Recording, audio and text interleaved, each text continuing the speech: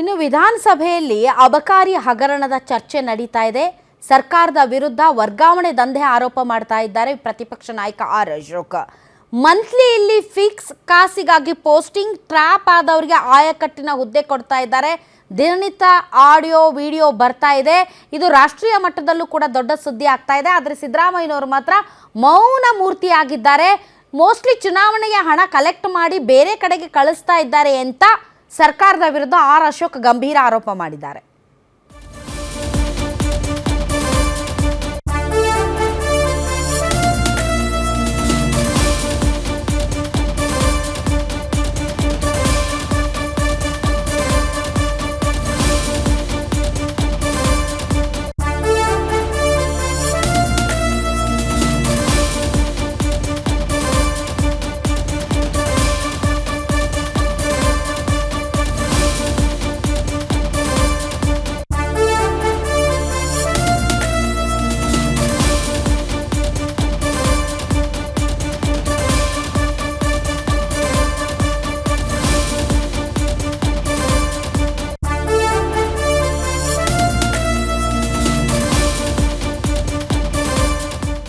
ಪರಿಷತ್ನಲ್ಲಿ ನಜೀರ್ ವಿಚಾರವಾಗಿ ತೀವ್ರ ಗದ್ದಲ ಕೂಡ ಆಗ್ತಾ ಇದೆ. ಈ ಮಧ್ಯೆ ಆರ್ ಅಶೋಕ್ ಅವರು ಗಂಭೀರ ಆರೋಪ ಮಾಡಿದ್ರೆ, ಬನ್ನಿ ಅವರು ಏನು ಹೇಳಿದ್ದಾರೆ ಕೇಳೋಣ.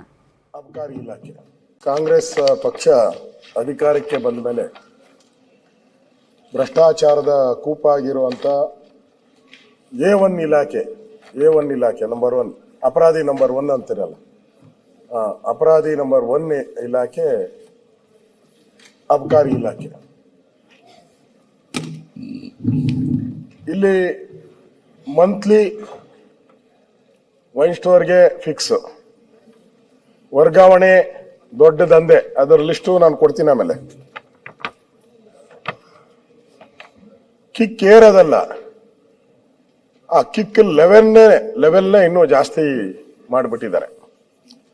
ಕಾಸಿಗಾಗಿ ಪೋಸ್ಟಿಂಗು, ಟ್ರ್ಯಾಪ್ ಆದವರಿಗೆ ಆಯಕಟ್ಟಿನ ಹುದ್ದೆ, ವಿಭಾಗವಾರು ಮಂತ್ಲಿ ಫಿಕ್ಸು, ನಿಷ್ಕ್ರಿಯ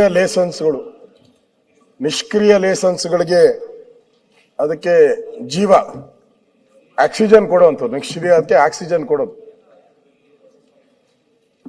ಹೊಸ ಬಗೆಯ ಈ ತರದ ಭ್ರಷ್ಟಾಚಾರ ಅಬಕಾರಿ ಇಲಾಖೆಯಲ್ಲಿ ನಡೀತಾ ಇದೆ.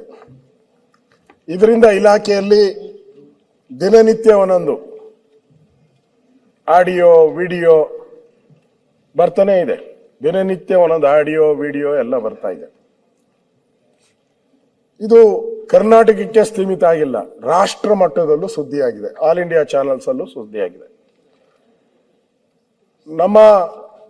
ನಾವು ನಿನ್ನೆಯಿಂದನೂ ಹೇಳ್ತಾ ಇದ್ದೀರಿ, ಸಿದ್ದರಾಮಯ್ಯನವ್ರ ಬಗ್ಗೆ ನಿನ್ನೆಯಿಂದನೂ ಕಾಮೆಂಟು. ಸಿದ್ದರಾಮಯ್ಯನವರು ಮೌನ ಮೂರ್ತಿ ಸಿದ್ದರಾಮಯ್ಯ ಆಗೋಗ್ಬಿಟ್ಟಿದ್ದಾರೆ. ಅಬಕಾರಿ ಇಲಾಖೆಯಲ್ಲಿ ಮೌನ ಮೂರ್ತಿ ಸಿದ್ದರಾಮಯ್ಯನವರು ನಾವು ನೋಡ್ತಾ ಇದ್ದೀರಿ. ಅದ್ರ ಬಗ್ಗೆ ಅವರು ಚಕಾರ ಮಾತೂ ಆಡ್ತಾ ಇಲ್ಲ. ಚುನಾವಣೆಗಳಿಗೋಸ್ಕರ ಹಣವನ್ನ ಕಲೆಕ್ಟ್ ಮಾಡಿ ಬೇರೆ ರಾಜ್ಯಗಳಿಗೆ ಚುನಾವಣೆ ಕಳಿಸ್ತಾ ಇದ್ದಾರೆ ಅಂತ ಈಗಾಗಲೇ ಆಪಾದನೆಗಳು ಬಂದಿದೆ. ಕಾಂಗ್ರೆಸ್ ಪಕ್ಷ